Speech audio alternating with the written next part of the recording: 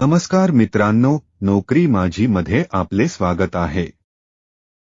जर तुम्ही किंवा तुमच्या ओळखीत कोणी इंजिनिअरिंग किंवा डिप्लोमा पास असेल तर त्यांच्यासाठी खुशखबर। सरकारच्या हिंदुस्तान उर्वरक आणि रसायन लिमिटेड कंपनीत डिप्लोमा आणि इंजिनिअरिंग ट्रेनी पदांच्या भरतीची घोषणा करण्यात आली आहे।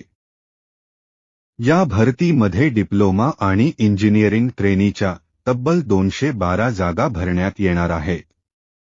या भरतीसाठी मान्यताप्राप्त विद्यापीठातून संबंधित शाखेतून डिप्लोमा किंवा इंजिनिअरिंग पदवी असणे आवश्यक आहे।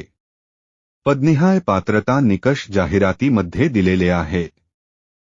सदर भरतीमध्ये इंजिनिअरिंगसाठी वयोमर्यादा 18 ते 30 वर्षे असेल आणि डिप्लोमासाठी 18 ते 27 वर्षे असेल। त्याचप्रमाणे इंजिनिअरिंगसाठी वेतन 40,000 ते 1